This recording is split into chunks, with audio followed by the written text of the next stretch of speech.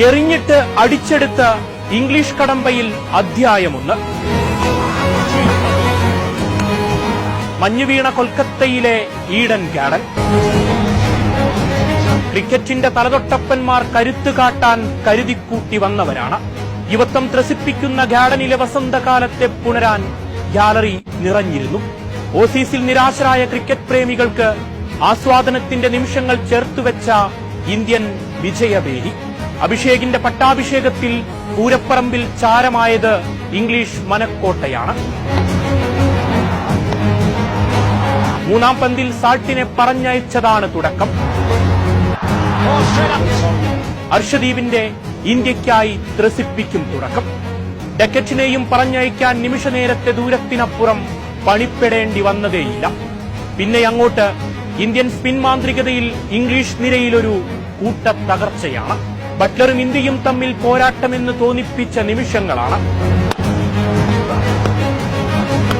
ഒരറ്റം നിഷ്പ്രഭമായ ഇംഗ്ലീഷ് നിരയിൽ ഉറച്ചുനിന്ന് ബട്ട്ലർ നേടിയ പൊന്നും വിലയുള്ള അർദ്ധശതകം. വരുൺ ചക്രവർത്തിയുടെ 3 വിക്കറ്റ് നേട്ടം. അർഷദീപും ഹർദിക്കും അക്സറും ഇരട്ട വിക്കറ്റ് കൊയ്ത് ഇംഗ്ലീഷ് പതനം അത് പൂർണ്ണമാക്കുന്നു. കോടിക്കണക്കിന് കണ്ണുകൾക്കൊപ്പം 133ലേക്ക് ലക്ഷ്യം തൊടാൻ സഞ്ജുവും അഭിഷേകും ഇറങ്ങുന്നു. തുടക്കം ഗംഭീരമാക്കി സഞ്ജു മടങ്ങുമ്പോൾ, സൂര്യൻ വന്നതുപോലെ മടങ്ങുമ്പോൾ ഇംഗ്ലീഷ് മനസ്സൊന്ന് മോഹിച്ചിരിക്കണം.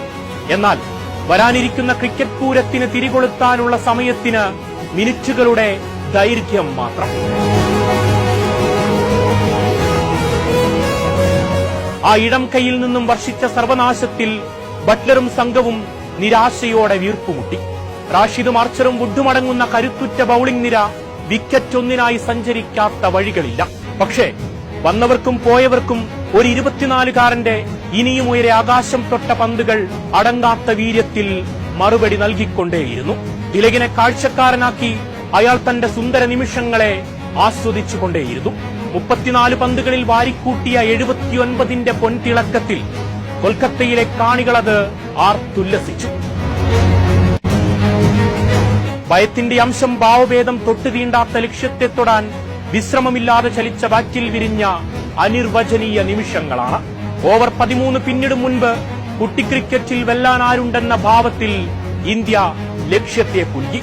വിക്കറ്റ് 7 ബാക്കി നിൽക്കെ മഞ്ഞു വീണ നിലാവിൽ നീല ജേഴ്സിയിൽ നീലമേഘങ്ങൾ ഉണർന്ന ഗാർഡനിൽ യുവത്വത്തിന്റെ വിജയമത് വീരോചിതം.